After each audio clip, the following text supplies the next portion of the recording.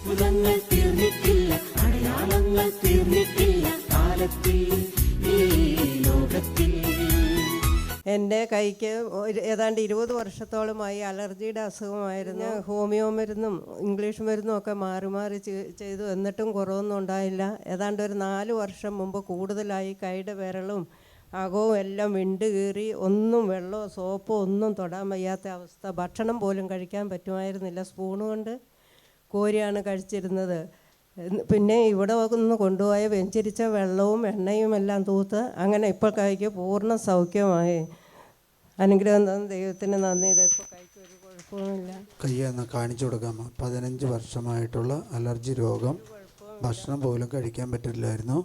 ഇവിടുന്ന് വെഞ്ചരിച്ച് കൊണ്ടുപോയ എണ്ണയും വെള്ളവും ഹന്നാവെള്ളവും ഉപയോഗിച്ച് പ്രാർത്ഥിച്ചതിൻ്റെ കയ്യിൽ പുരട്ടി പ്രാർത്ഥിച്ചതിൻ്റെ ഫലമായിട്ട് ആ രോഗം മാറി സൗഖ്യം കിട്ടി. അനുഗ്രഹിച്ചു. റോസമ്മ ചേച്ചി കൊടുന്തിരപ്പള്ളി ഇടവകയിൽ നിന്നാണ് വരുന്നത്. രണ്ടാമത്തെ സാക്ഷ്യം.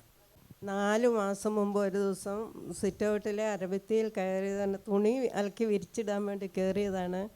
കൈ കൊത്തി ഏക്കാൻ തുടങ്ങുമ്പോഴത്തേക്കും കൈ തെന്നിപ്പോയി, മുഖം ഉടച്ച് മുറ്റത്തേക്ക് വീണ് കഴിഞ്ഞ് ഞാൻ അന്നേരം തന്നെ എഴുന്നേറ്റിരുന്നു. പക്ഷെ തലയെല്ലാം ഇളകിയ പോലെ, പല്ലും മൊത്തം ഇളകിയ പോലെ ഒരു അനുഭവമായിരുന്നു.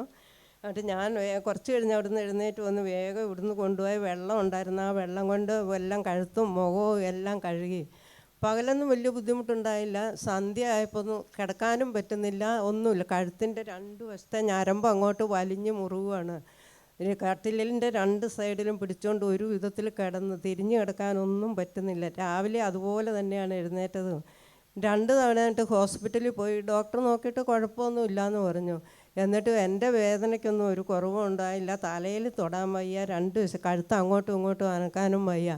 ഞാൻ എന്നിട്ട് ദിവസവും രാവിലെ ഏൽക്കുമ്പോൾ ഈ വിശ്വാസ പ്രമാണവും ചൊല്ലി ഈ ആനാവെള്ളവും കുറച്ചെടുത്ത് കുടിക്കും. പിന്നെ ഇവിടുന്ന് കൊണ്ടുപോയി എണ്ണ ഉണ്ടായിരുന്നു, അതും തേച്ച് ഇപ്പോൾ ഏതാണ്ട് പൂർണ്ണമായെന്ന് പറഞ്ഞ പോലെ മാറി. ഇപ്പം വലത്തുവശത്തെ ഒരു ഞരമ്പിന് ചെറിയൊരു വേദനയുണ്ട്, അത്രയേ ഉള്ളൂ.